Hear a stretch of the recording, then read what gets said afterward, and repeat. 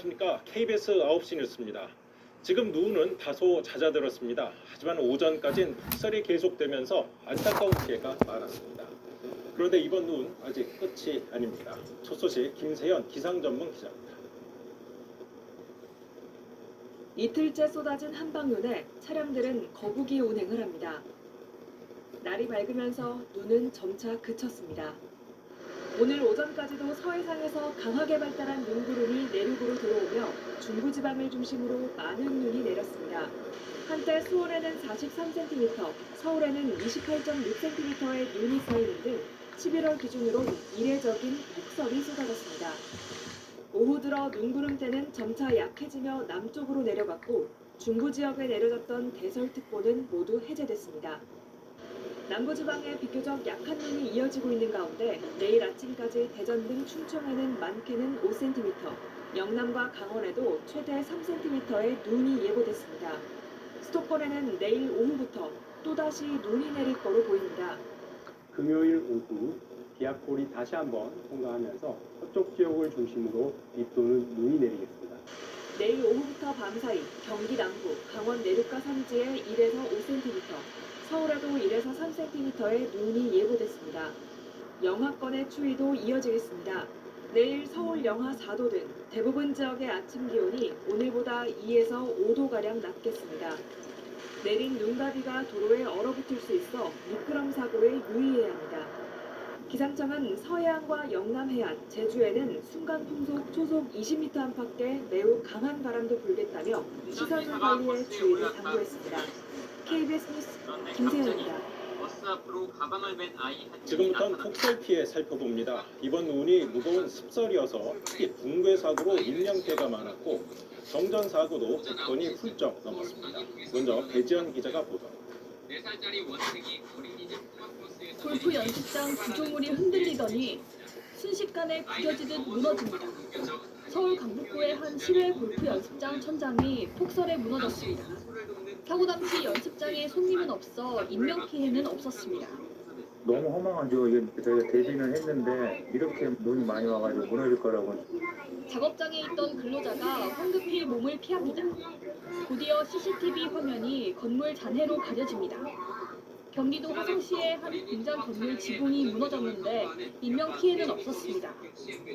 경기 안성에선 자동차 부품 공장에 덮개가 무너져 70대 근로자 1명이 숨졌고 택배회사 가건물이 무너져 택배기사 6명이 다치기도 했습니다. 용인시에선 눈을 치우던 60대가 쓰러진 나무에 깔려 숨졌습니다. 주거용 비닐하우스가 무너지면서 이재민도 호출했습니다. 경기 광명시의 한 주거용 비닐하우스 앞입니다. 눈이 위로 쌓이면서 천장이 위태롭게 휘어졌습니다. 이번 폭설로 경기 지역에서만 이재민이 80명이 넘었습니다. 제일 막막한 게 하우스 짓는 거예요. 빨리 그 집 보수는 되면은 딴 거는 바랄 게 없을 것 같아요. 경기도 의왕시의 도깨비 시장 지붕이 100m가량 무너졌고 안양시의 농수산물센터 지붕이 무너져 1명이 다쳤습니다. 안성시에선 육교 지붕이 무너져 주민들이 큰 불편을 겪었습니다. 전례는 여기 6개월밖에 없는 상황이어가지고 서울 마포구 일대에선 정전으로 750가구의 전력 공급이 4시간 동안 중단되기도 했습니다. 물건 정리하고 있는데 갑자기 이렇게 펑 하면서 싹 꺼지면서 정전이 되면서 폭설로 전력시설에 이상이 생기면서 오늘까지 전국에서 130여 건의 정전 사고가 발생했습니다. KBS 뉴스 배지연입니다. 강원과 충청 지역에서도 이틀 동안 쌓인 눈을 견디지 못한 시설들이 많았습니다. 축사와 재배 시설이 줄줄이 무너지면서 인명과 가축, 농작물 피해가 이어졌습니다. 눈이 많이 쌓인 곳 조심하셔야겠습니다. 조희연 기자입니다. 축사 지붕 한가운데가 폭삭 주저앉았고 철근은 완전히 휘어졌습니다. 무너진 지붕 아래에선 축사 주인 76살 서모 씨가 숨진 채 발견됐습니다. 사람이 한 분 이제 깔려 있는 상황이었습니다. 협소한 공간에 상태가 압착돼 있는 상황이어가지고 가축 피해도 이어졌습니다. 눈의 무게를 이기지 못한 축사가 무너지면서 젖소 30여 마리가 그대로 깔려 일부가 폐사했습니다. 전기도 그나마 전기까지 나가고 미치를 노릇이고 어떻게 해야 될지 도대체 모르겠어요. 무릎까지 푹 쌓인 눈길 사이로 염소떼를 몰고 갑니다. 폭설에 살던 곳이 주저앉으면서 염소 500여 마리는 추위에 갈 곳을 잃었습니다. 그 눈하고 비하고 같이 오는데 그 무게가 엄청나다는 게 왔어요. 인삼밭은 차광막이 통째로 주저앉았고 포도하우스가 무너지면서 20년 넘게 키운 나무가 기둥째 부러졌습니다. 피해 농민은 당장 생계가 막막해졌습니다. 저는 27년째인데 눈이 이 정도 하우스가 무너질 거라고 생각을 못했어요. 정말로. 야간 작업 도중 천장이 무너진 이 공장에서는 노동자 70여 명이 긴급 대피했습니다. 재난당국은 이번에 내린 눈이 습기를 머금어 더 무거운 만큼 눈이 쌓인 가설 건축물 주변에 접근하지 말 것을 당부했습니다. KBS 뉴스 조희연입니다. 안 그래도 힘든 출근길 이틀째 더 힘든 길이 됐습니다. 평소보다 서둘렀는데도 지각을 피하지 못한 시민들이 많았습니다. 주재원 기자가 취재했습니다. 눈 덮인 도로 위에 차량들이 뒤엉켰습니다. 오도 가도 못하는 상황이 계속되자 버스 승객들이 내려 멈춰선 차량을 밀어냅니다. 아무리 기다려도 오지 않는 버스. 급한 마음에 도로를 걸어 일터로 향합니다. 녹았던 눈이 얼어붙은 출근길 도로는 사실상 주행 불능 상태입니다. 1시간 안에도 올지 말지 모르겠어요. 지금 집에서 5시에 나왔거든요. 10시에 찍고 싶어요. 혼나겠죠. 40분에서 50분 넘으니까 8시 전에는 도착해야 되는데 아슬아슬하게. 지하철역으로 향한 시민들도 사정은 다르지 않았습니다. 전력장치 이상으로 수인 분당선 청량리와 신인천 구간은 새벽 5시 반부터 2시간 동안 지연 운행됐습니다. 지하철 이용객이 몰린 데다 일부 구간에서 운행 차질까지 겹치며 곳곳에서 큰 혼잡이 빚어졌습니다. 혼합식이라고 그러죠. 되게 많이 붐볐고 뭘 손을 안 잡아도 안 밀릴 정도로. 서울교통공사와 한국철도공사는 출근 시간의 운행 횟수를 늘리는 등 대책을 마련했지만 기록적인 폭설에 지각도 속출하고 시민들은 이틀 연속 험난한 출근길을 경험해야만 했습니다. KBS 뉴스 추정입니다. 80대 할머니 14명이 네, 이렇게 막막한 출근길 고등학교 체육 선생님은 스키를 꺼내 타고 집을 나섰습니다. 시청자들께서 KBS로 보내주신 영상과 사진에 이런 폭설 상황이 생생하게 담겨 있습니다. 이수민 기자가 전해드립니다. 꽁꽁 언 언덕길을 차 한 대가 오르려 합니다. 아무리 가속 페달을 밟아도 옆으로 미끄러지기만 합니다. 쌓인 눈에 차량 통행이 뜸해진 도로.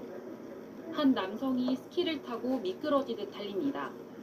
12km나 되는 출근길을 스키로 이동한 겁니다. 스키를 타고 출근을 해야겠다는 생각밖에 안 들었고요. 학교에 이제 제설 작업도 같이 또 해야 되고 하니까. 도로 한복판에서 꼼짝없이 갇힌 차량. 사람들이 힘을 모아 차를 밀어줍니다.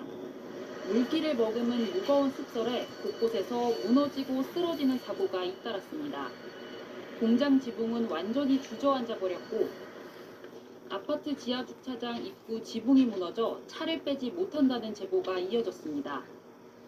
이 밖에도 경기 남부 지역 곳곳에서 나무가 쓰러져 주차된 차량을 덮치는가 하면 비닐하우스가 무너졌다는 제보가 잇따랐습니다. KBS 뉴스 이수민입니다. 네, 이틀째 하늘길도 큰 차질을 빚었습니다. 특히 비행기에 쌓인 눈을 치우느라 항공기 운항 지연이 속출했는데요. 좁은 기내에서 10시간이나 대기한 승객들도 있었는데 일부는 호흡곤란을 호소하기도 했습니다. 이광열 기자입니다. 어젯밤 인천발 마카오행 비행기 안. 당초 오전 11시 반 출발 예정이던 비행기였는데 밤까지 지연이 거듭됐습니다. 승무원이 상황 설명을 하지만 탑승 뒤 비행기 안에서 10시간 가까이의 발이 묶인 승객들은 불편을 호소합니다. 다시 저녁이 또 왔기 때문에 재방빙 작업을 시작해야 돼요. 사람들이 너무 이제 힘들어하고 계속 나중에 막 호흡곤란 일어난다. 그 안에서 아무것도 못하고 계속 갇혀 있기만 하니까. 또 다른 승객도 비행기 안에서 9시간여 기다리다 끝내 결항되자 공항과 항공사 측의 대처에 분통을 터뜨립니다. 아무리 이게 천재지변이지만은 밤늦게 그 시간에 나오니까 전철도 끊겨버리고 버스도 끊겨버리고 아무것도 없는 상황에서 안내도라도 좀 해주든지 해야지. 항공사들은 이륙 전 비행기에 쌓인 눈과 얼음을 제거하는 재방빙 작업에 평소보다 많은 시간이 소요되면서 연수의 지연이 발생했다고 설명했습니다. 승객을 탑승시키고 재방빙 장소로가 눈과 얼음을 제거하고 약물 처리를 한 뒤 활주로로 나가게 되는데 한정된 공간에 비행기들이 몰리면서 승객을 태운 채 장시간 대기할 수밖에 없었다는 겁니다. 합리적인 선에서 승객 보딩을 딜레이 시키면 아무래도 비행기에 있는 시간이 적을 것 같아요. 탐핵 딜레이 룰이 있거든요. 몇 시간이 지났을 때는 음료수를 제공한다. 항공사에서 운용의 룰을 발휘하면은 승객들의 불만을 조금 해소시킬 수 있는 방안도 있습니다. 어제부터 오늘 오후 6시까지 결항된 항공기는 모두 460여 편, 지연된 항공기는 900여 편에 달했습니다. KBS 뉴스 이광일입니다. 도로 곳곳에선 사고가 속출했죠. 언덕길처럼 경사 구간은 더 위험한데 열선이 깔린 곳은 눈이 빠르게 녹아 통행에 어려움이 적었습니다. 이런 열선 많이 설치하면 좋을 텐데 문제는 높은 비용입니다. 김민혁 기자가 취재했습니다. 서울 영등포구의 한 언덕. 눈에 갇힌 마을버스를 사람들이 힘껏 밀어봅니다. 실랑이 끝에 겨우 올라가기 시작합니다. 경사길의 폭설은 더 큰 위협입니다. 이상한 일이 있어요. 아니 그럴 때는 걸어갈 수도 있고, 못 가면 걸어가기도 하고. 서울 마포구의 한 급경사길을 찾았습니다. 많은 눈이 내렸지만 흔적을 찾아보기 어렵습니다. 아스팔트 위를 보니 깊게 파인 자국이 보입니다. 도로 열선이 깔린 구간입니다. 눈이 오면 도로 아래 매설된 발열체, 즉 열선이 온도를 영상 2도 이상으로 유지해 눈을 녹입니다. 열선이 깔리기 전과는 운전하기 천지차이입니다.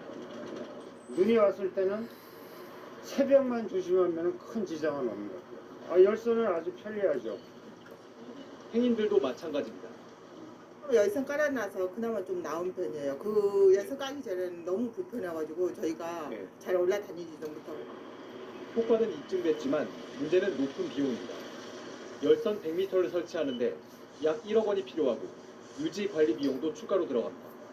우선순위를 선정해 빨리 설치를 확대할 필요가 있다는 지적입니다. 특정 구간들 경사로라든가 이제 노약자들이 많이 왔다 갔다 하거나 어린이들이 많이 왔다 갔다. 서울시는 연말까지 모두 648곳으로 열선 구간을 늘리겠다고 밝혔습니다. KBS 뉴스 김민혁입니다. 이번 폭설엔 특히 시설물이나 구조물이 무너지는 피해가 많았습니다. 이번 눈은 물기를 가득 머금은 습설이어서 보통 눈보다 2~3배 더 무거웠는데요. 이 습설의 원인은 무엇인지 김민경 기상전문기자가 분석했습니다. 눈 덮인 비닐하우스 곳곳이 폭삭 주저앉았습니다. 비닐하우스를 떠받치던 철제 지지대는 엿가락처럼 휘었습니다. 지하주차장 진입로의 지붕도 마치 폭탄을 맞은 것처럼 힘없이 꺾였습니다. 거리 곳곳의 가로수는 눈 무게를 이기지 못해 쓰러졌습니다. 내린 눈의 양도 많았지만 이번 눈은 유난히 무거웠습니다. 눈 결정 가장자리마다 물방울이 두껍게 달라붙은 습설이기 때문입니다. 습설은 수분 함량이 적은 건설보다 결정이 커 무게가 2~3배 더 나갑니다. 습설은 폭 5m, 길이 20m 비닐하우스에 10cm만 쌓여도 무게가 3톤에 이르고 50cm 이상 쌓이면 무게는 약 15톤에 이릅니다. 습설이 내린 건 평년보다 2도가량 따뜻한 우리나라 주변 바닷물의 영향입니다. 서해상에서 눈구름이 발달하며 우리나라로 향하는 동안 다량의 수증기를 공급받은 겁니다.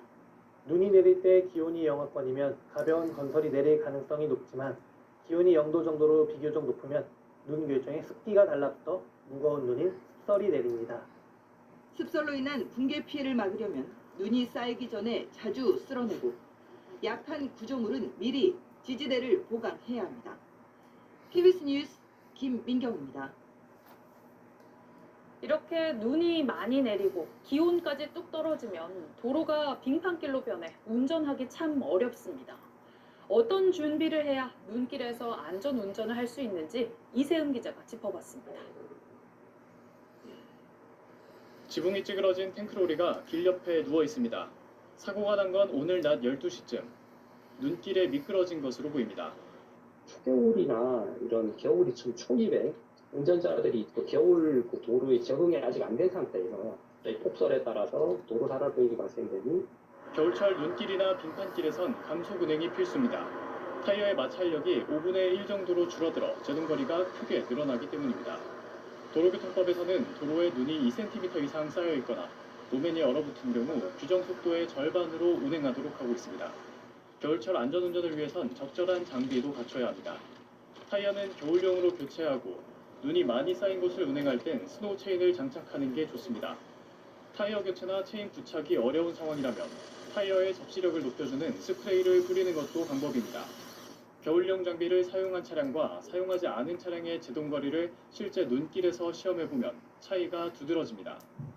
스프레이 체인 같은 경우 4계절용 타이어에다 사용하면 윈터 타이어와 거의 동일한 효과를 냅니다. 시간상으로는 20분 정도 유지됩니다. 겨울에는 기온보다 지면 온도가 최대 4도가량 낮을 수 있습니다.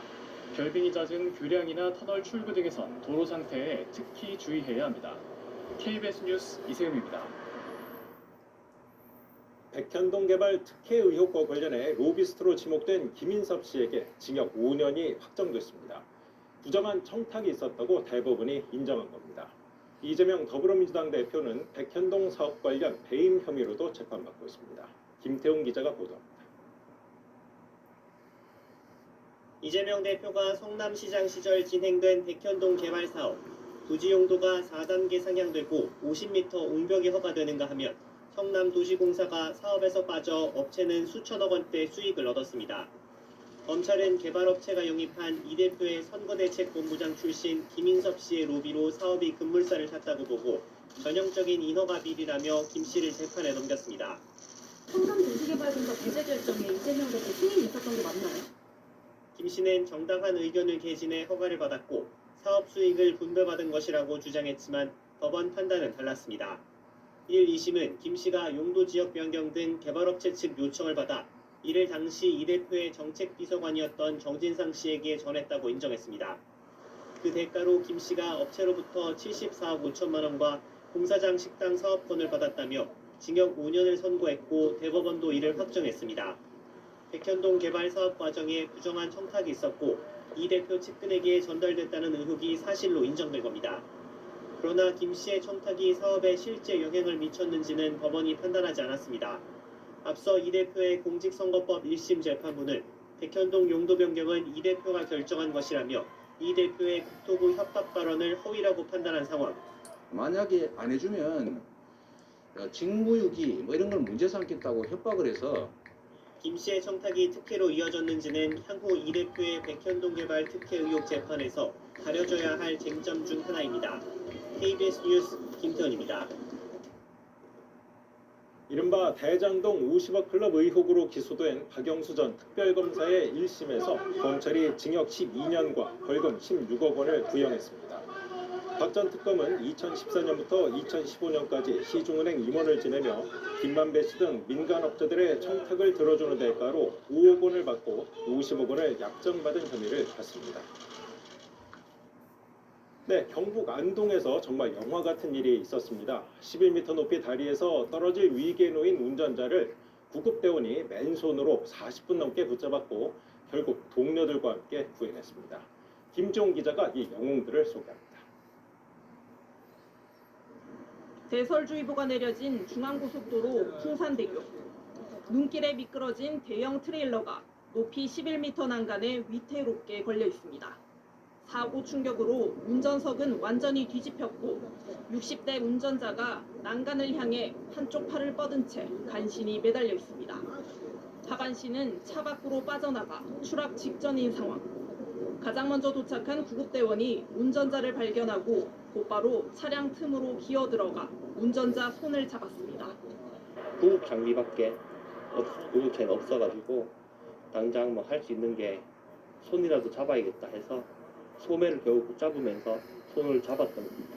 15분 뒤 구조대가 도착했지만 운전자가 떨어질 수 있어 박 소방교는 교대도 하지 않았습니다.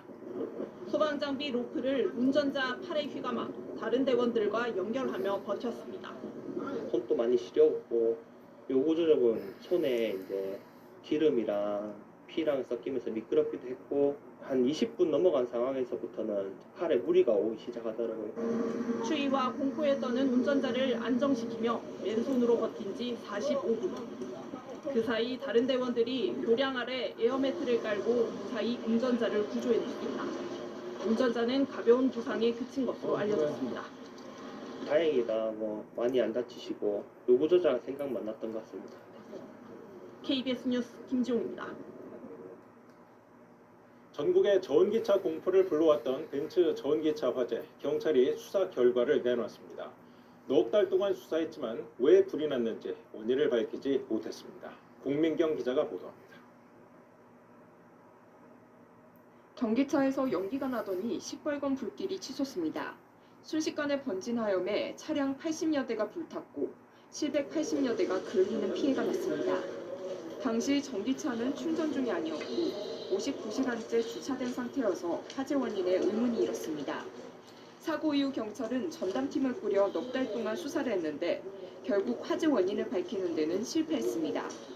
경찰은 3차례의 합동 현장 감식을 했고 사고 차량의 배터리팩 등을 수거해 국립과학수사연구원에 정밀 감식을 의뢰했지만 원인을 밝혀내지 못했습니다. 앞서 국가수는 배터리팩 아래쪽에 외부 충격이 가해져 손상됐거나 배터리팩 내부의 절연 파괴 과정에서 발생한 정기적 발열로 발화했을 가능성이 있다고 소견을 했습니다. 하지만 사고 차량의 하부나 정비 상태, 운행 이력에서도 특별한 이상은 발견되지 않았습니다. 경찰은 배터리 관리 시스템에서 배터리 충전 상태와 온도 등의 자료를 추출하려고 시도했지만 화염에 장치가 손상돼 분석에 실패했습니다. 차량 제조사인 벤츠 측에 대해서도 참고인 조사가 진행됐지만 특별한 과실은 밝혀지지 않아 형사처벌은 이뤄지지 않을 것으로 보입니다. 경찰은 화재 당시 스프링클러 작동을 중지시킨 아파트 관리사무소 직원 등 4명은 화재 확산에 책임이 있다고 보고 검찰에 넘길 예정입니다. KBS 뉴스 공민경입니다. 여야 의견이 맞서는 법안 여러 개가 오늘 국회 본회의에서 야당 주도로 통과됐습니다. 대통령이나 그 가족을 대상으로 수사를 할 경우엔 여당이 특별검사 후보를 추천할 수 없도록 하는 상설특검 규칙 개정안이 처리됐습니다. 여당은 헌법재판소로 가겠다고 밝혔습니다. 김민철 기자입니다. 상설특검 국회규칙 개정안이 찬성 179명, 반대 102명으로 국회 본회의를 통과했습니다. 대통령이나 그 가족이 연루된 수사의 경우 7명의 상설특검 후보 추천이 구성해서 여당 추천목 2명을 제외하고 군소 야당에 배분하는 게 핵심입니다. 여야는 찬반 공방을 벌였습니다. 대통령에 영향이 미치지 않는 사람이 특별검사를 추천하는 것이야말로 우리나라의 헌법 정신과 국민 눈높이에 맞다는 것입니다. 한마디로 민주당 산하에 검찰청이 하나 더 생기는 것입니다. 국민 혈세가 특정 정치 세력의 상설특검 놀이에 줄줄 셀 것입니다. 상설특검 규칙 개정안은 법안이 아니어서 곧바로 시행되는데 국민의힘은 헌법재판소의 고란쟁이 심판과 함께 헌법소원을 제기하겠다고 밝혔습니다. 국회가 예산심사 시한을 지키지 못한 경우 정부안을 본회의에 자동 부의하도록 한 이른바 예산안 자동 부의 조항을 폐지하는 법안과 쌀값 급락 시 정부가 초과 생산량을 모두 사들이도록 하는 양곡법 개정안도 여당 반대 속에 본회의를 통과했습니다. 정부와 여당은 민생과 경제에 미칠 악영향 그리고 쌀 공급 과잉 유발 등의 문제를 들어 대통령에게 제2요구권 행사를 건의하겠다고 밝혔습니다. KBS 뉴스 김민철입니다. 오늘 본회의에선 뇌물수수와 여론조작 혐의로 구속영장이 청구된 민주당 신영대 의원에 대한 체포동의안 표결도 있었습니다. 결과는 부결이었습니다. 민주당은 최재해 감사원장도 탄핵하기로 했습니다. 이 소식은 김진호 기자가 보도합니다. 22대 국회의원에 대한 첫 번째 체포 동의안이 부결됐습니다. 검찰이 더불어민주당 신영대 의원에 대해 구속영장을 청구하면서 적시한 혐의는 크게 2가지. 새만금 태양광 사업 관련 뇌물 수수와 총선 경선 과정에서 여론조사를 조작한 혐의입니다. 민원 등 문제를 제기하지 말아달라는 청탁을 받고 1억 원의 뇌물을 받았다는 것과 여론조사에서 거짓으로 응답하도록 지시 권유하였다는 혐의에 대한 부분입니다.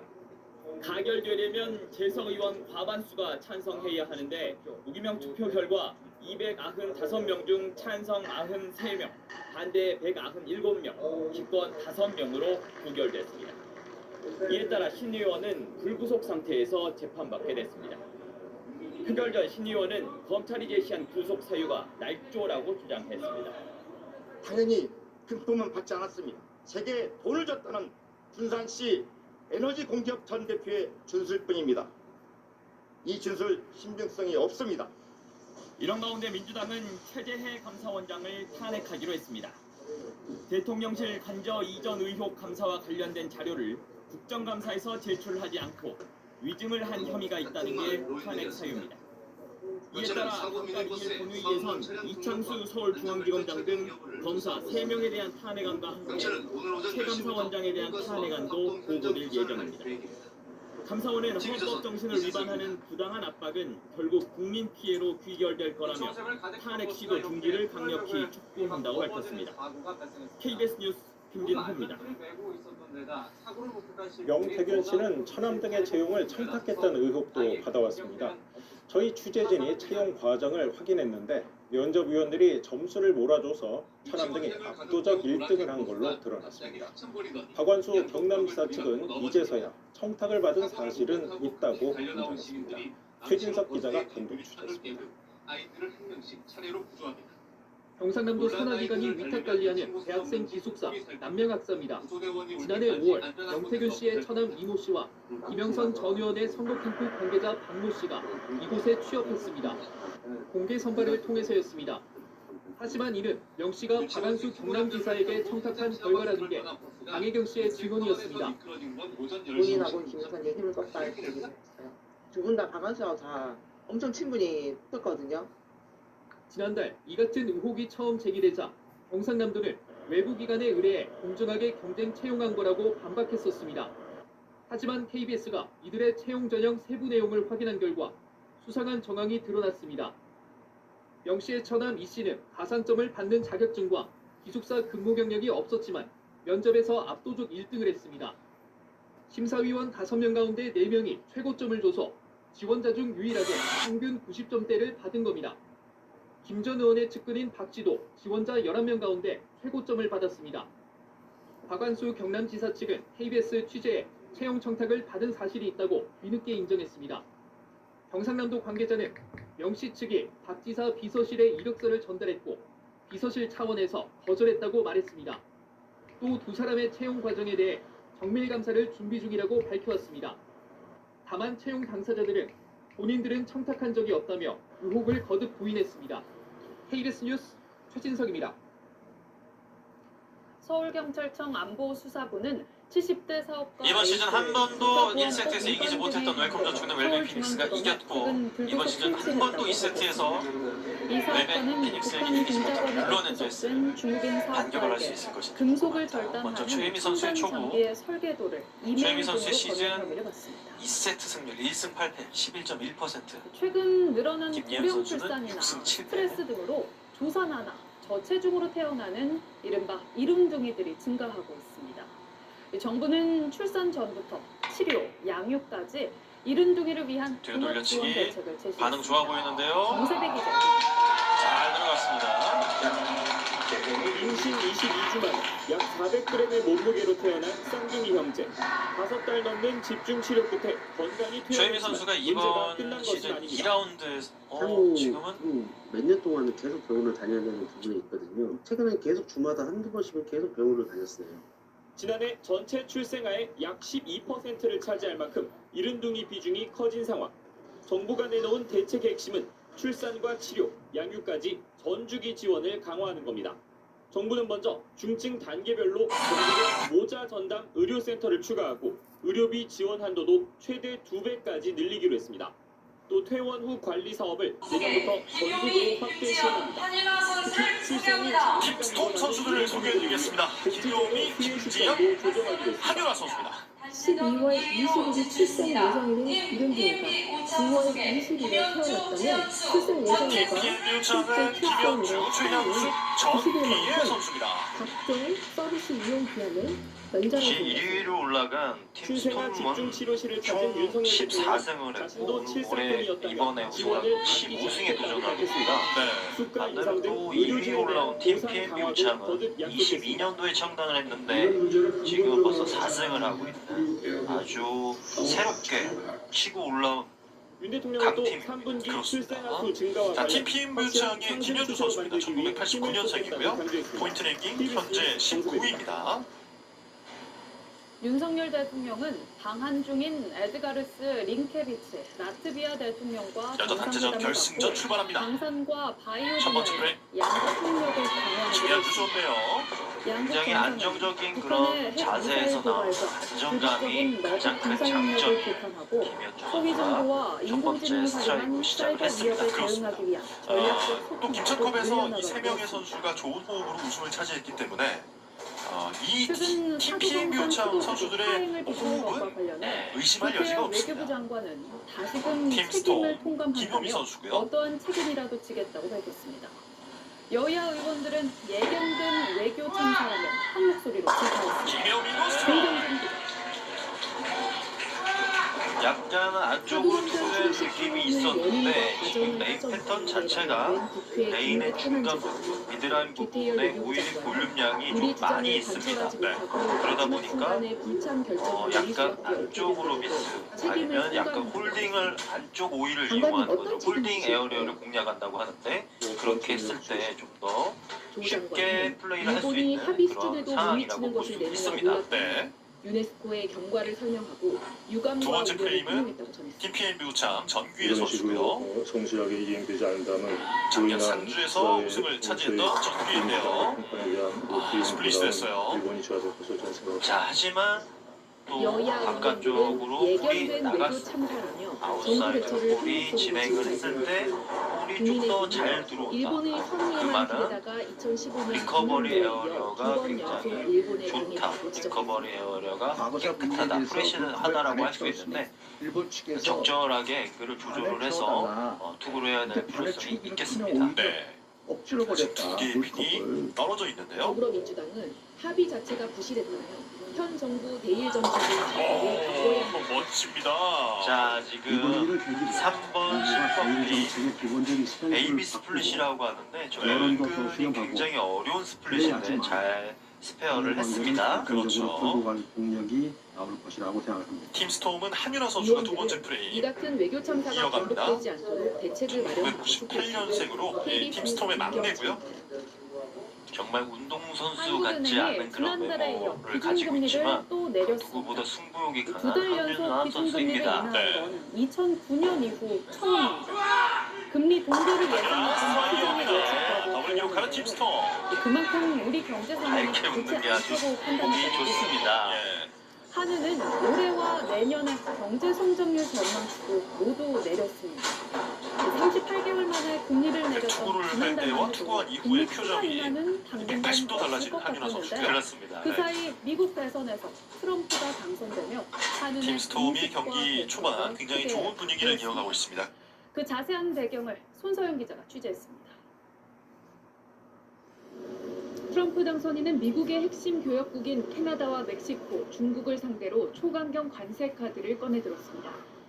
I'm going to immediately impose a 25% tariff on everything they send in to the United States of America. 각 나라가 관세 대응에 나서고 세계 교역이 위축될 수 있는 불씨를 담긴 셈입니다. 반도체, 화학, 철강 등 우리 주력 수출 분야에서 중국과의 경쟁은 더 치열해졌습니다. 한국은행은 이런 현실을 지목하며 내년 수출 증가율 전망치를 2.9%에서 1.5%로 낮췄습니다. 또 이에 따라 경제 성장률도 하락할 거라고 보고 금리를 인하했습니다. 수출 성장률이 낮아짐으로써 경제 전망을 낮췄기 때문에 수출로부터 이 내수로 전파되는 그런 온기가 많이 낮아질 것에 대비해서 기본적으로 금리를 낮추면서 지난달 금리 인하 때만 해도 한은은 추가로 금리를 내리는 데 신중한 입장이었습니다. 환율이 오르고 가계부채가 늘어날 수 있기 때문입니다.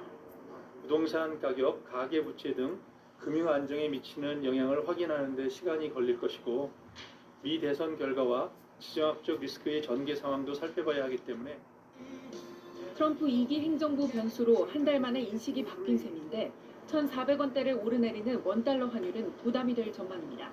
원달러 환율이 내년 트럼프가 취임한 이후에 오버슈팅할 가능성이 있고 국내 거시경제, 소비, 투자, 수출 모든 부분에서 조금 부정적인 영향을 줄 수 있기 때문에 기준금리 인하로 미국과 금리 차이가 더 벌어졌다는 점도 원화 가치 하락을 부추길 수 있습니다. KBS 뉴스 손서영입니다. 심판이 뭔가를 서현민 선수 쪽에 가서 얘기를 대한항공과 하고 있는데 아시아나항공의 기업 결합이 EU 경쟁 당국의 최종 승인을 얻어냈습니다. EU 집행위원회는 대한항공과 아시아나항공의 결합을 위한 선결 요건을 단돈 10원도 받지 않습니다. 심사를 종결한다고 발표했습니다. 쉴 새 없이 쏟아지는 불법 스팸 문자로 인한 피해가 잇따르자 정부가 강력 대책을 내놨습니다. 불법 스팸 범죄 수익을 전액 몰수하는 등 처벌이 강화되고 사전 차단 시스템을 작동해 범죄 예방에도 주력하기로 했습니다. 지영철 기자입니다. 짜증나는 불법 스팸 문자, 이젠 안 받는 날이 없을 정도입니다. 이상한 문자 올 때는 기분도 별로 안 좋고 제 연락처나 이런 전화번호를 어떻게 알고 보냈지? 자칫 방심하면 보이스피싱으로 이어지거나 금융정보까지 뺏길 수 있습니다. 올해 상반기 불법 스팸 관련 신고는 2억 1천만 건, 휴대전화 가입자 1명당 한 달 평균 11건 넘게 받았습니다. 피해가 커지자 정부가 강력한 대책을 내놨습니다. 우선 불법 스팸을 통한 범죄 수익은 전액 몰수합니다. 또 이동통신사 등도 불법 스팸을 묵인하거나 방치하면 과징금을 피할 수 없습니다. 대량 문자 발송 절차도 까다로워집니다. 대량 문자 발송 시에 매번 본인 인증을 거치도록 하고 다중 인증도 의무화하겠습니다. 강력한 사전 차단 시스템도 작동됩니다. 재판매사와 이동통신사 등 모든 경로에서 유변조 번호 확인과 블랙리스트, AI 검증 등을 통해 2중, 3중으로 감시하고 이 감시망을 뚫고 스마트폰까지 도착했다고 해도 탑재된 자체 AI에서 한 번 더 걸러 차단 문자함으로 보내는 겁니다. 문자 발신, 수신, 이용자의 단말기까지 문자 발송 전 단계에 걸쳐서 근본적인 해결책을 도출하고자 합니다. 하지만 이번 대책은 문자 메시지에만 한정돼 카카오톡이나 텔레그램 등을 통한 스팸이 폭증할 수 있다는 우려는 해결해야 할 과제입니다. KBS 뉴스 지형철입니다. 소속사와 갈등을 겪고 있는 그룹 뉴진스 멤버들이 결국 어도어를 떠나기로 했습니다. 뉴진스 mem버 5명은 오늘 저녁 긴급 기자회견을 통해 어도어 결선을 낼 수가 없고 승인의 요구를 들어줄 의지가 없다며 이것도 선언했습니다. 김상엽 기자의 보도입니다. 뉴진스 멤버들의 최후 선택은 결국 소속사 어도어와의 결별이었습니다. 계약 해지 시점도 분명했습니다. 20대 자정부터 해지될 것을 말씀드립니다. 내용들을 통해서도 저희는 저희 의견을 수차례 전달 드렸는데 이런 무성의한 태도가 너무 지치고 정말 우리에 대한 진심이 없구나. 떠날 수밖에 없게 된 건 어도어가 가장 기본적인 의무인 아티스트를 보호할 의지도 능력도 없기 때문이라고 비난했습니다. 저희는 여기에 계속 남기에는 시간 아까운 것과 정신적인 고통도 계속 될 것이에요. 그러면서 모든 책임은 그동안 요구사항을 방기한 어도어와 하이브의 책임이라는 점을 거듭 분명히 했습니다. 뉴진스의 책임이 없는 만큼 위약금도 낼 이유가 없다고 강조했습니다. 위약금을 내야 할 이유는 전혀 없다고 생각을 하고요. 오히려 지금의 어도어와 하이브가 계약을 위반했기 때문에 지금 이런 상황까지 일어났고 당연히 책임은 지금의 어도어와 하이브에게 있다고. 가장 큰 관심사인 다른 소속사로의 이적, 민희진 전 대표와의 관계 등에 대해선 명확한 입장을 내놓지 않았습니다. 자유롭게 저희가 진정으로 원하는 활동을 해나가려고 해요. 뉴진스와 어도어가 이별 수순에 들어가면서 수천억 원대 소송전도 불가피해질 것으로 보입니다. 뉴진스의 남은 계약 기간은 5년입니다. KBS 뉴스 김상엽입니다. 생필품 온라인 쇼핑이 일상화되면서 대형마트 소비자 수가 상대적으로 많이 줄었습니다. 이에 마트들이 물건을 전시하고 판매하는 것에만 그치는 게 아니라 와서 직접 체험을 할 수 있는 마케팅을 확대하고 있습니다. 이랑 기자가 취재했습니다. 세 단장을 한 대형마트 매장 한가운데서 전문가가 대형 참치를 부위별로 손질합니다. 바로 옆에서는 고객이 주문한 생선으로 즉석에서 초밥을 만들어줍니다. 소주만 있으면 굉장히 가치 높고 많이 나고요. 방금 산 식재료로 최신 요리를 직접 조리하며 제조법도 알려줍니다. 물건 회전율도 빨라진 것 같고 활기도 좀 있는 것 같아서 보는 재미가 있는 것 같아요. 상품을 보고 사는 데 그치는 일반적인 구매에서 벗어나 맛보고 즐기는 체험형 현장으로 만들어 고객이 찾도록 하겠다는 게 마트 측 전략입니다. 이건 절대로 온라인에서는 절대로 경험할 수 없는 것들, 오프라인에서만 경험할 수 있는 것들을 제공을 하는데 굉장히 많은 중점을 두었습니다. 즉석 조리식품 판매대를 매장 입구에 전면 배치한 또 다른 대형마트는 조리 과정 일부를 공개하고 있습니다. 재료 손질 등이 쉽지 않은 곱창과 돼지 껍데기를 이용한 조리식의 신선함을 직접 보고 살 수 있도록 한 겁니다. 즉석 요리를 빠르게 좀 드실 수 있게 전면으로 배치를 했고 좀 델리 자체가 조금 화려하고 조금 분위기가 활발하다 보니까 매장 자체의 좀 분위기를 업시키는 역할로도 조금 자리를 잡고 있습니다. 원하는 고기 부위를 원하는 방식대로 잘라주는 맞춤형 서비스 역시 온라인 쇼핑에서는 찾아보기 힘든 마트만의 경쟁력입니다. 고객 유입이라는 목표 아래 대형마트들은 신선식품 판매에 집중하는 것에서 한 발 더 나아가 보고 즐기고 맞춤형 서비스까지 제공하는 공간으로의 변신을 꾀하고 있습니다. KBS 뉴스 이랑입니다.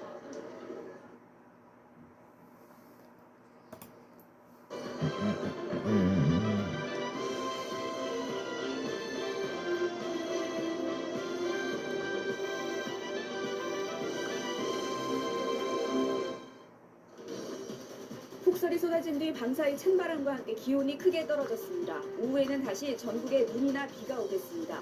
지난 이틀 동안 내린 폭설로 곳곳에서 교통사고와 건물 지붕 붕괴가 잇따라 인명피해와 인재민이 속출했습니다.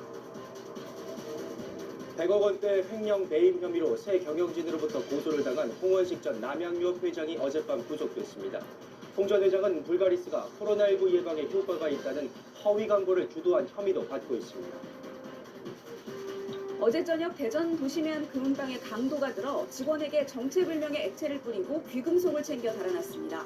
경찰은 현장 감식을 진행하고 주변 CCTV를 분석해 용의자를 추적하고 있습니다. 바이든 미국 대통령이 트럼프 당선인의 관세 부과 계획에 대해서 재고해야 한다고 비판했고 민주당도 대통령 관세 남용 방지 법안을 제출했습니다. 트럼프 당선인은 걱정 말라며 미국은 곧 강해질 거라고 맞받았습니다. 여러분 안녕하십니까? 금요일 아침 뉴스 광장입니다. 이례적인 11월 폭설이 쏟아진 뒤 오늘 아침은 낮은 기온으로 출발하고 있습니다. 빙판길 각별히 조심하셔야겠습니다. 오후부터는 다시 눈이나 비가 오는 곳도 있겠는데요. 기상센터 연결해 보겠습니다. 정희지 캐스터, 기온이 많이 떨어졌죠? 네, 중부지방의 기온은 어제 아침보다 1도에서 크게는 7도 정도 떨어져서 대부분 영하권입니다. 강원도 횡성 안흥면이 영하 15도까지 내려갔고 제천이 영하 8.9도, 서울도 영하 3.2도를 기록하고 있습니다. 찬바람의 체감온도는 더 낮기 때문에 오늘 출근길 보온에 신경을 써주셔야겠습니다. 레이더 영상을 보면 지금은 일부 충남 서해안과 호남 지방, 제주도에 눈이나 비가 오고 있습니다. 오늘 오후부터는 다시 서해상에서 눈구름이 다가오면서 다시 전국 곳곳에 눈이나 비가 오겠습니다. 오늘 하루 동안 전북 동부에는 2에서 7cm, 경기 남부 내륙과 강원 내륙과 산지에 1에서 5cm, 서울에도 1에서 3cm의 눈이 내리겠습니다. 제주 산지는 내일 새벽까지 5에서 최대 10cm의 눈이 예상됩니다. 오늘도 전국 대부분 지방에서 바람이 매우 거셉니다. 특히 강풍특보가 내려져 있는 충남 서해안과 호남 해안, 제주에서는 순간풍속 초속 20에서 25m 이상의 돌풍이 불겠습니다. 오늘도 흐린 날씨가 이어지겠고 중부 내륙 지역에서는 빙판길을 주의하셔야겠습니다. 현재 기온 보겠습니다. 서울이 영하 2.9도, 철원이 영하 6도, 안동은 영하 0.9도 등으로 중부지방은 어제 아침보다 기온이 크게 낮습니다.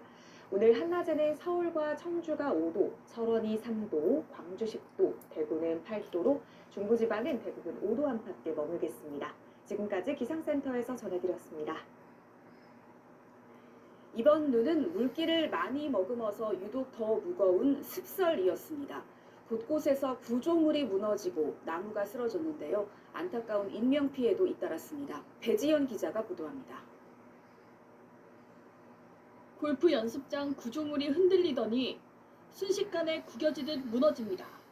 서울 강북구의 한 실외 골프 연습장 천장이 폭설에 무너졌습니다. 사고 당시 연습장에 손님은 없어 인명피해는 없었습니다. 너무 허망하죠. 이게 저희가 대비는 했는데 이렇게 눈이 많이 와가지고 무너질 거라고. 작업장에 있던 근로자가 황급히 몸을 피합니다. 곧이어 CCTV 화면이 건물 잔해로 가려집니다. 경기도 화성시의 한 공장 건물 지붕이 무너졌는데 인명피해는 없었습니다. 경기 안성에선 자동차 부품 공장에 덮개가 무너져 70대 근로자 1명이 숨졌고 택배회사 가건물이 무너져 택배기사 6명이 다치기도 했습니다. 용인시에선 눈을 치우던 60대가 쓰러진 나무에 깔려 숨졌습니다. 주거용 비닐하우스가 무너지면서 이재민도 속출했습니다. 경기 광명시의 한 주거용 비닐하우스 앞입니다. 눈이 위로 쌓이면서 천장이 위태롭게 휘어졌습니다. 이번 폭설로 경기 지역에서만 이재민이 80명이 넘었습니다. 제일 막막한 게 하우스 짓는 거예요. 빨리 그 집 보수면 되면은 딴 거는 바랄 게 없을 것 같아요. 경기도 의왕시의 도깨비 시장 지붕이 100m가량 무너졌고 안양시의 농수산물센터 지붕이 무너져 1명이 다쳤습니다. 안성시에선 육교 지붕이 무너져 주민들이 큰 불편을 겪었습니다. 가려면 여기 육교밖에 없는 상황이어가지고 서울 마포구 일대에선 정전으로 750가구의 전력 공급이 4시간 동안 중단되기도 했습니다. 물건 정리하고 있는데 갑자기 이렇게 펑 하면서 싹 꺼지면서 정전이 되면서 폭설로 전력시설에 이상이 생기면서 어제까지 전국에서 130여 건의 정전 사고가 발생했습니다. KBS 뉴스 배지연입니다. 100억 원대 횡령과 배임 혐의를 받고 있는 홍원식 전 남양유업 회장이 어젯밤 구속됐습니다. 검찰은 홍 전 회장이 불가리스 유제품이 코로나19 예방 효과가 있다고 허위 광고한 데도 가담했다고 보고 있습니다. 홍성희 기자가 보도합니다. 100억 원대의 횡령 배임 혐의를 받는 홍원식 전 남양유업 회장이 어젯밤 구속됐습니다. 서울중앙지방법원은 어제 홍 회장에 대한 구속영장 심사 결과 증거인멸 우려가 인정된다며 구속영장을 발부했습니다. 홍 전 회장은 상장법인인 남양유업을 운영하면서 신인척이 운영하는 업체를 거래 중간에 끼워 넣어 회사에 100억 원대의 손해를 끼친 혐의를 받습니다. 또 납품업체들로부터 수십억 원을 소수하고 법인카드를 사적으로 이용한 혐의도 받고 있습니다. 아울러 검찰은 남양유업의 불가리스 유제품이 코로나19 예방에 효과가 있다는 허위 광고를 홍 전 회장이 주도했다는 혐의도 구속영장 청구서에 담았습니다. 검찰은 또 홍 전 회장이 허위 광고 의혹이 불거진 뒤 자신의 지시가 담긴 휴대전화 2세대를 한강에 버리도록 지시했다는 실무진들의 진술도 확보했습니다. 함께 구속영장이 청구된 전직 남양유업 연구소장 박모 씨도 구속됐습니다. 박 씨는 납품업체로부터 20년간 50억 원을 챙긴 혐의를 받고 있습니다. 검찰은 이와 함께 홍 전 회장 가족들의 수십억 원대 배임 혐의도 포착해 홍 전 회장과 함께 처분할 방침입니다. KBS 뉴스 김성입니다. 어제 저녁 대전 도심의 금은방에 강도가 들었습니다. 경찰이 CCTV를 분석하면서 그 행방을 쫓고 있는데요. 이 강도는 범행 과정에서 금은방 직원에게 알 수 없는 액체를 뿌리기도 했습니다. 박연선 기자가 보도합니다. 금은방 유리문 밖으로 경찰 통제선이 쳐져 있습니다. 안에서는 과학수사대가 현장 감식을 진행하고 있습니다. 어제 저녁 8시쯤 대전시 서구의 한 금은방에 강도가 들어 금속을 훔쳐 달아나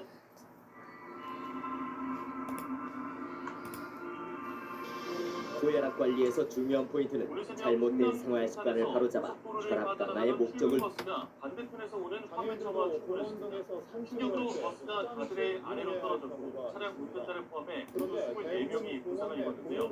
취재기자 연결해 알아보겠습니다. 정유리 기자, 사고 경위 설명해 주시죠. 네, 안경으로 휘어진 고속도로 가드레일 바깥으로 빨간색 버스가 옆으로 누워 있습니다. 공중 화장실에서 화장실입니다. 앞부분부터 구부러지면서 장애인용 전용 화장실이 있고 자동문은 물론 대소변기 옆으로 장애인들을 위한 손잡이가 설치되어 있습니다. 대전 통영고속도로를 달리던 버스가 급탄 나들목 주변에서 휠체어를 탄 장애인들이 18톤 화장실을 화물차와 이용하기 충돌하는 위해서 사고가 이처럼 났습니다. 넓은 다친 사람은 공간이 필수적입니다. 24명입니다. 50대 운전자를 포함해 다른 곳에 있는 버스에 타 공원 내 있던 공중 23명이 화장실 경사를 상황은 입고 병원으로 어떨까? 옮겨졌고 화물차 목포 버스 운전자도 터미널 다쳤습니다. 앞에 조성된 다행히 2명의 산책로입니다. 위태로운 중상자는 아직까지 중간에 없는 것으로 공중 화장실이 파악됩니다. 있지만 당일 장애인 소금 전용 버스는 화장실은 없습니다. 고속도로를 빠져나가는 폭이 구간에서 높은 것은 중앙선을 넘어 물론이거니와 반대편에서 오던 화장실 문 18톤 폭이 화물차를 좁다 보니 들이받고 휠체어가 가드레일까지 들어갈 충돌한 수조차 것으로 없습니다. 현장에 출동한 경찰이 확인한 결과 소금버스 운전자 50대 남성은 음주 상태는 아니었습니다.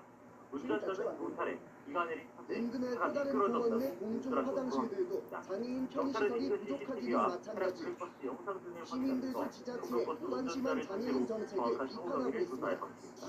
지금까지 파이브에서 YTN 나오고 있어요. 근데 이런 것 때문에 못 나오고 있는 경우가 많이 있거든요. 오늘 새벽 충남 금산에서 고속도로를 빠져나가던 통근버스가 반대편에서 오는 화물차와 충돌했습니다. 사고로 버스가 빗털길 아래로 추락하면서 이제품은 2명이 다쳐 병원으로 옮겨졌습니다. 자세한 내용 취재기자 연결 알아보겠습니다. 이상권 기자, 사고 내용 전해주시죠. 네, 제보 영상부터 보시겠습니다. 고속도로 보호난간이 휘어져 있고 그 아래로 빨간색 버스가 누워 있습니다. 버스가 땅과 부딪히면서 앞뒤 층도 완전히 부서졌는데요. 사고가 난 건 오늘 새벽 5시 20분쯤입니다. 통영 대전고속도로 금산 나들목 인근에서 한국타이어 통근버스가 반대편 차로로 넘어가 18톤 화물차와 충돌했습니다. 이어 버스는 보호난간을 뚫고 빗살길 아래로 쓰러졌는데요. 버스에는 운전자를 포함해 모두 전국의 고속도로 휴게소에는 어린 자녀를 동반한 가족들이 이용할 수 있는 이른바 가족 사랑 화장실이 있습니다. 한국도로공사가 관리하는 모든 고속도로 휴게소에 장애인 화장실을 고쳐서 만든 건데 이 과정에서 장애인들의 편의가 고려되지 않아 장애인들 불편이 이만저만이 강민우 기자가 기동 취재했습니다. 차가 미끄러졌다고 경찰에 진술한 것으로 전해졌습니다. 고속도로 휴게소의 화장실에 들어선 지체장애 1급 김춘봉 씨. 변기에 접근하기가 쉽지 않은 듯 앞으로 갔다 뒤로 갔다를 반복합니다. 손잡이를 잡아야만 변기에 앉을 수 있는데 손이 잘 닿지 않습니다. 버스에는 14명이 타고 있었는데 휴게소의 장애인 화장실을 개조해 가족 단위 이용객들을 위한 화장실로 바꾸면서 생긴 일입니다. 안을 보시면 이렇게 아이들을 위한 시설들이 설치되어 있는데요. 그런데 이런 시설들 때문에 장애인들이 이용에 불편을 겪고 있습니다. 지체 장애인들은 변기 바로 옆에 휠체어를 붙여야만 옮겨 앉을 수 있습니다. 바싹 붙이지 못하면 옮겨 앉다가 크게 다칠 수 있기 때문입니다. 그래서 화장실 변기 측면에는 반드시 75cm 이상의 공간을 둬야만 합니다. 한 휴게소의 변기 옆 공간을 재봤더니 30cm도 되지 않습니다. 취재팀이 찾은 화장실 4곳 가운데 규정을 지킨 곳은 단 한 곳도 없었습니다. 이뿐만이 아닙니다. 가족 단위 이용객들과 함께 쓰다 보니 정작 장애인들이 급할 때는 문이 잠겨 있어서 기다려야 하는 경우가 다반사입니다. 휠체어 탄 장애인들은 배뇨나 배변의 기능에도 상당히 어려움을 많이 겪기 때문에 비장애인들처럼 오랫동안 참지 못하고 가지에다가 실수를 하는 경우들이 있기 때문에 한국도로공사가 전국 고속도로 휴게소에 만든 가족사랑 화장실은 모두 193곳. 장애인들이 불편하건 말건 법 규정도 제대로 안 지킨 채 장애인 화장실을 뜯어 고쳐놓은 겁니다. 뒤늦게 한국도로공사는 전수조사를 통해 법적으로 문제가 있는 곳을 찾아 개선하겠다고 밝혔습니다. SBS 강민우입니다. 시간 많은 곳 있죠? 이쪽 됐어요? 이야기를 만들어 보아요. 킨더 초콜릿과 함께하는 우리만의 이야기 만들기. 포스터 제작이 쉬워지는 비결. 30대 운전자는 지난 4월 비즈하우스. 요즘 웬만한 공공장소에는 장애인 화장실이 설치되어 있습니다. 그런데 불편한 몸을 이끌고 찾아간 화장실을 정작 이용할 수 없다면 기분해볼까요? 명품 도시를 비방하고 있는 세종시에서 오늘도 일어나고 있는 현실입니다. 현장 24 이상곤 기자 보도입니다. 전동 휠체어를 탄 장애인이 화장실을 이용하려고 힘겹게 문을 열고 건물에 들어갑니다. 하지만 장애인 화장실을 이용할 수 없었습니다. 내부가 청소용품으로 가득하기 때문입니다. 또 다른 건물, 아예 장애인 화장실 문을 잠가놨습니다. 장애인 화장실은 어느 빌딩이든 있긴 있는데 있으면 뭐하냐는 거죠. 제일 말은 뭐 사용이 전혀 안 되는 상황으로 가버리면 차라리 없는 것보다 어느 때는 더 화가 나는 경우가 있어요. 장애인 화장실이 아예 청소도구함으로 변경된 곳도 있고 각종 쓰레기를 모아둔 곳도 있습니다. 문을 잠가놓은 방법도 다양합니다. 누군가 사용하는 것처럼 불을 켜놓거나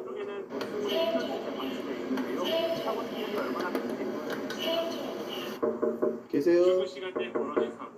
문 앞에 물건을 쌓아둔 곳도 있습니다. 잠긴 문에 고장 수리 중이라는 안내 문구가 붙은 화장실도 발견했습니다. 대변기가 고장나 사용이 금지된 장애인 화장실입니다. 한번 들어가 보도록 하겠습니다. 물을 직접 내려보니 정상적으로 작동하는 것을 확인할 수 있습니다. 건물 관리자는 한결같이 일반인들이 장애인 화장실을 무분별하게 사용해 어쩔 수 없었다고 해명합니다.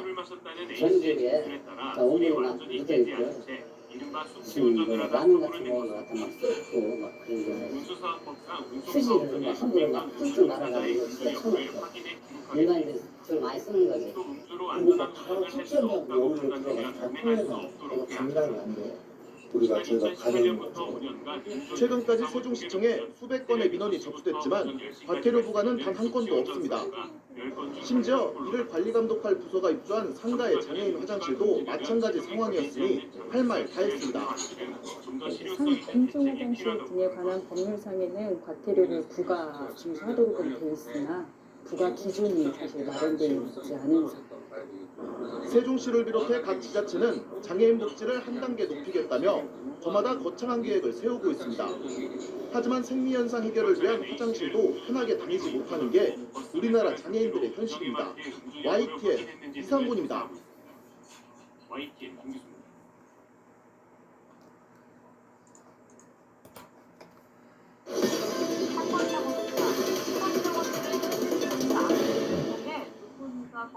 바로간다 인권사회팀 고재민 기자입니다. 토지주택공사 LH가 취약계층을 위한 공공임대주택을 공급하면서 만약 장애인이 들어와서 살 경우엔 그에 맞게 집을 고쳐주겠다고 했습니다. 그런데 그 말을 믿고 임대주택에 들어간 한 중증장애인이 화장실조차 제대로 갈 수 없는 집에 살게 됐다고 합니다. 이런 어려움을 호소하는 장애인들이 한두 명이 아니라고 하는데요. 어떻게 된 일인지 바로 가보겠습니다.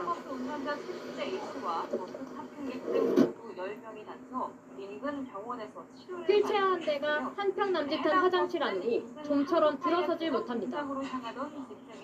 문턱을 넘으려고 1분 가까이 계속 오가다가 겨우 자리 잡고 변기 뚜껑에 손을 뻗습니다. 밤에 화장실을 몇 번 가기도 하거든요. 제가 들어갔다가 오죽하면 바지도 내리기 전에 볼일을 보고 수치스럽고. 화장실 문폭은 68cm, 휠체어의 뒷바퀴 너비는 69.5cm. 아예 들어갈 수가 없습니다. 휠체어 앞바퀴만 겨우 밀어넣은 채 몸을 던지다시피 변기로 건너타야 합니다. 만약에 제가 화장실에 입구가 탁 걸려가지고 떨어지면 그때는 어떻게 하나. 이 집은 지체장애 1급 이경희 씨가 약 2년 전 입주한 토지주택공사의 공공임대주택. 9cm 높이의 화장실 문턱처럼 집안 곳곳이 이 씨의 일상을 가로막았습니다. 집 밖을 나갈 땐 후진이 필수. 현관 양옆의 벽 때문에 외출형 휠체어의 방향을 돌릴 수 없기 때문입니다. 제가 겨우 들어오고 한 사람도 더 못 들어와요. 너무 불편하잖아요. 휠체어를 세워야 되는데. 부엌 살림도 높아 다치기 일쑤입니다. 허벅지 기름 묻혀서 소주 그 팔도 막 기름이 흘러가지고 응급실에 간 적도 몇 번 있었어요. 이 임대주택의 모집 공고, 지체장애인이 신청하면 편의시설을 무료로 설치해줄 수 있다고 적혀 있습니다. 이 씨는 이 말을 믿고 LH에 전화했지만 답변은 뜻밖에도 안 된다였습니다. 화장실 공사는 비용이 많이 들고 싱크대는 낮춰봐야 10cm 수준이라 별 도움이 안 될 거란 이유를 댔습니다. 참다 못한 이 씨, 지방자치단체 도움을 받아 직접 공사하겠다고 했습니다. 그랬더니 이번엔 나갈 때 원상복구를 하라는 답이 돌아왔습니다. 형편이 어려운 이 씨에겐 사실상 집을 고치지 말라는 말로 들렸다고 합니다. 못 하나를 박아도 다 복구해놔야지. 안 그러면 보증금에서 다 빼요. 그러면 저는 그 복구는 할 수 없잖아요. 장애인 편의를 고려해 지은 다른 공공임대주택과 비교해봤습니다. 화장실에는 장벽 같았던 9cm 문턱을 없애고 쉽게 열리는 미닫이문을 설치했고 세면대를 치우고 변기 위치도 조정했습니다. 경사로로 만들어진 현관 역시 휠체어를 돌릴 공간이 충분합니다. 부엌 싱크대도 아래 빈 공간을 뚫어 휠체어를 밀어 넣을 수 있습니다.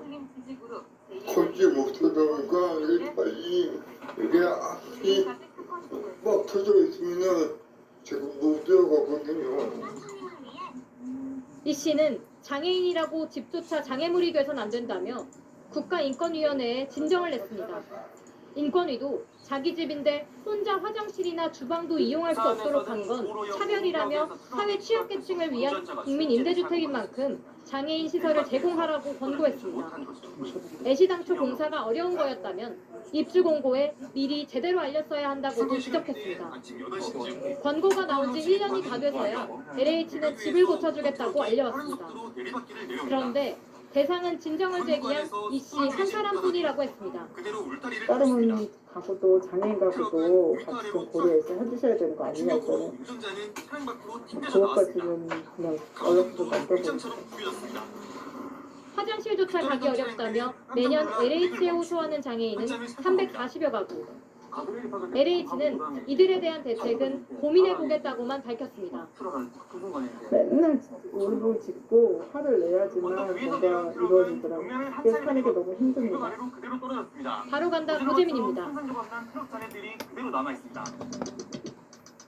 30대 트럭 운전자는 심정지 상태에서 병원으로 옮겨졌지만 숨졌습니다.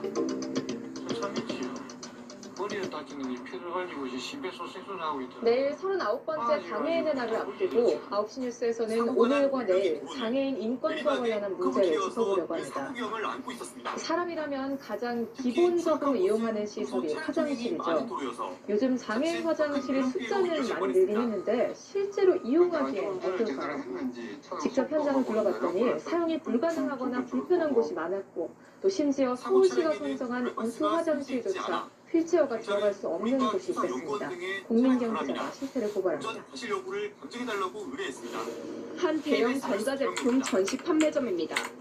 장애인 화장실이 쓰레기 봉투로 막혀 있습니다. 변기는 부서져 있습니다. 장애인 화장실에 장애인들이 이용하는데 통제할 수 없어요. 지하철과 지하 2층이 연결된 대형 건물.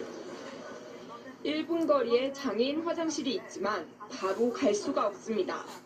계단이 가로막혀 있습니다. 아이고 안 되네. 화장실에 가려면 엘리베이터를 타고 올라가 9차선 도로를 건너 엘리베이터로 다시 내려가야 합니다.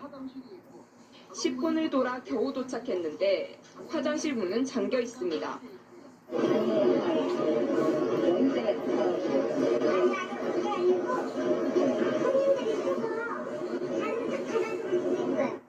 이 건물은 재작년 상업시설로 리모델링 됐습니다.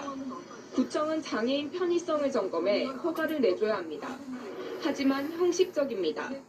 입구가 여러 개라고 하면 하나라도 전반적으로 이제 장애인분들이 들어갈 수 있게끔 보장된다고 하면 저는 괜찮은 걸로.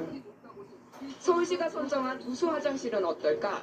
잠금 장치에 문이 걸려 휠체어가 못 들어갑니다.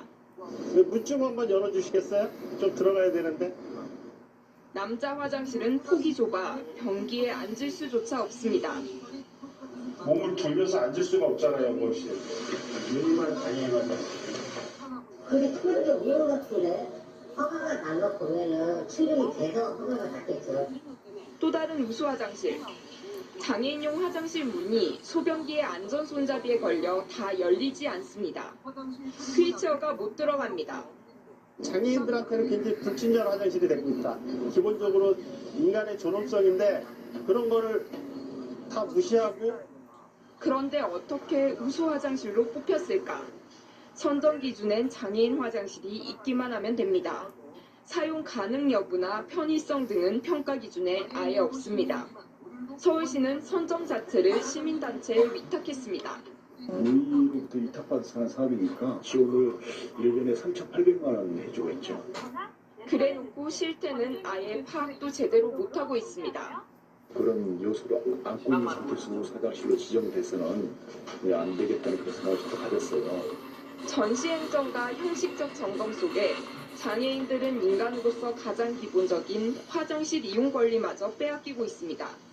KBS 뉴스 공민경입니다. 광주에는 발달장애인의 가립과 재활을 돕는 주간보호센터가 여러 곳 운영되고 있는데요. 한 주간보호센터가 입주한 상가 건물 3층에 원래 있었던 장애인용 화장실이 없어지면서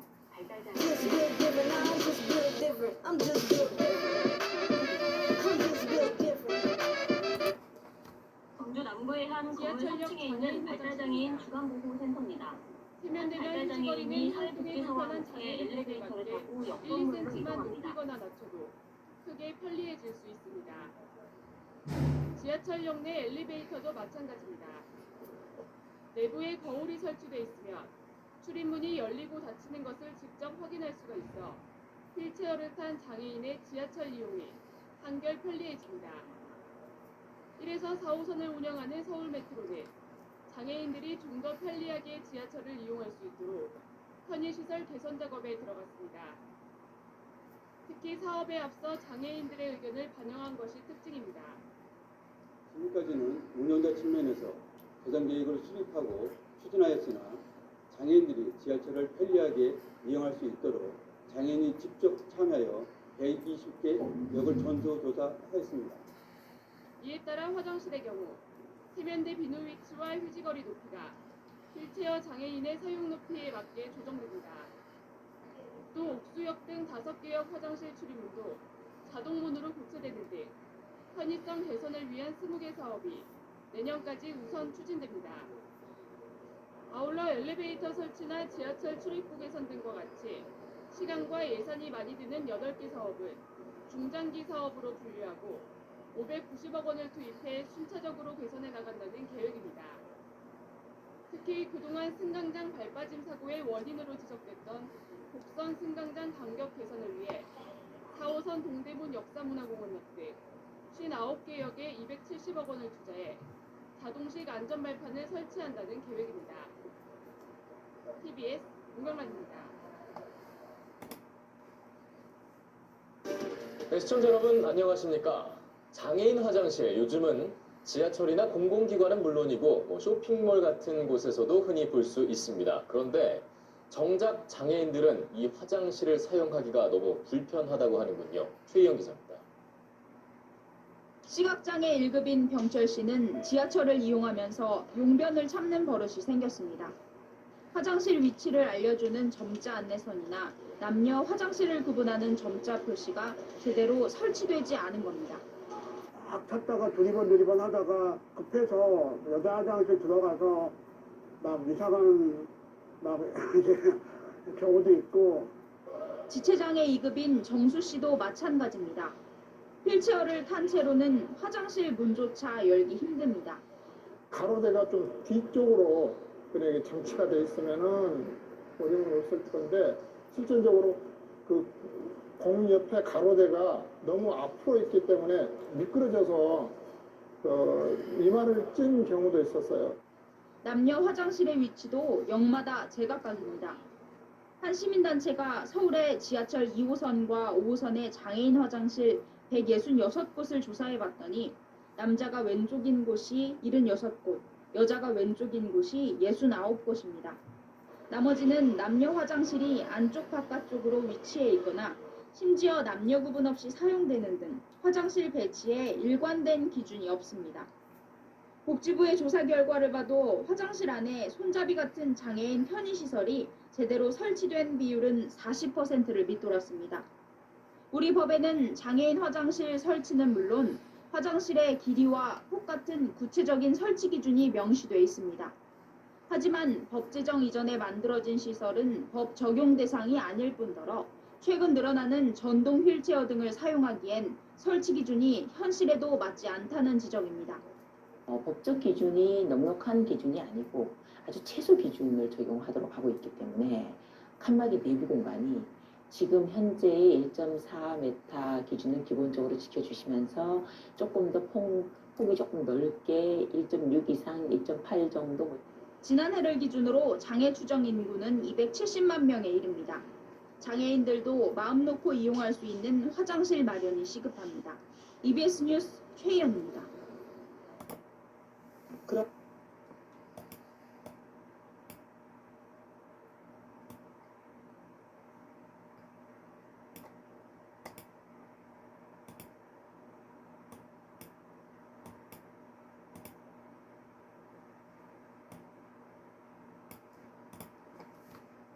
광명시청 별관 화장실에 들어선 지체장애 1급 유광열 씨.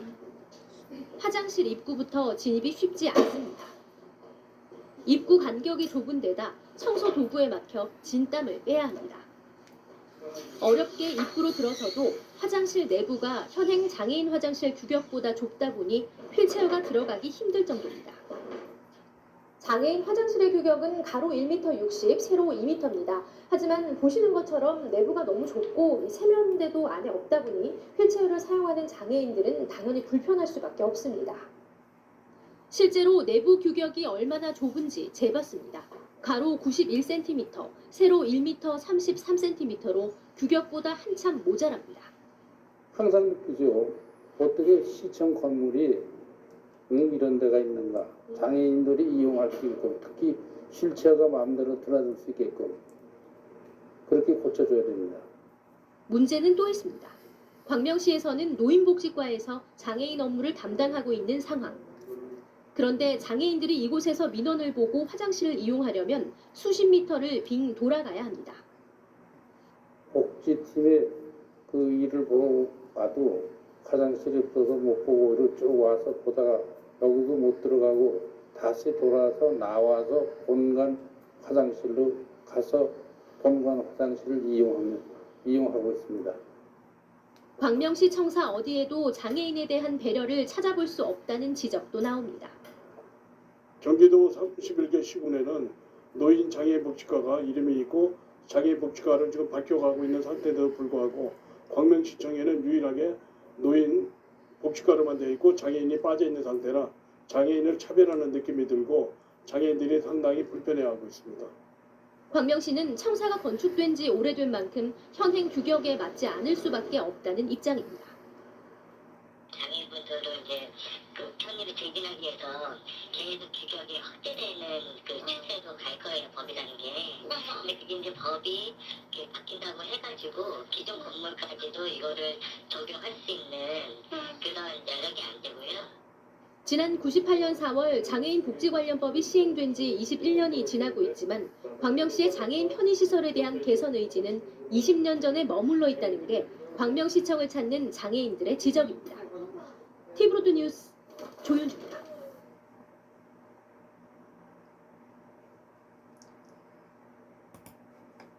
장애인의 복지나 재활을 위해 곳곳에 복지관이 들어서고 있지만 정작 장애인을 고려하지 않은 곳이 많습니다.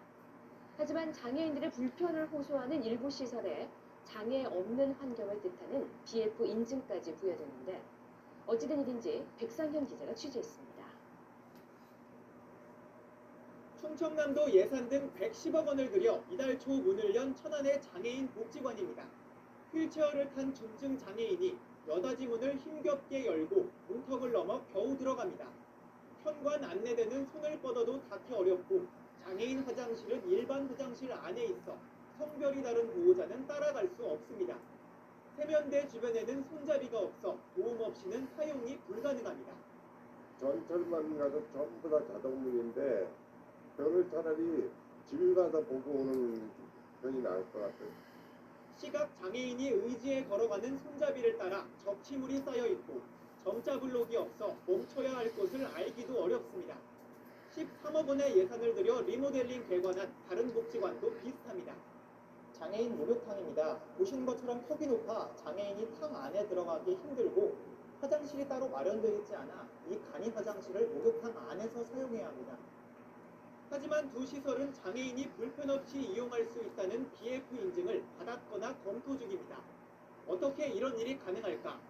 최소 기준이 낮아 미비점이 있어도 BF 인증이 가능하기 때문입니다. 배변기 칸막이의 경우 장애인들은 열기 어려운 여닫이문을 달아도 BF 우수 등급을 받을 수 있습니다. 또 94개 항목의 합산 점수로 인증 여부를 판단하는 것도 문제입니다. 화장실이라든가 출입문들이 터치하던 분들이 점수가 낮게 나오더라도 다른 데서 점수가 높은 점수를 등급을 받으면 합산을 해가지고 최우수 등급, 우수 등급을 받기 때문에 또 등급 간 점수 차도 크지 않아 예산이 더 드는 항목은 포기해도 인증을 받을 수 있어 인증 요건 강화가 요구됩니다. KBS 뉴스 백상현입니다.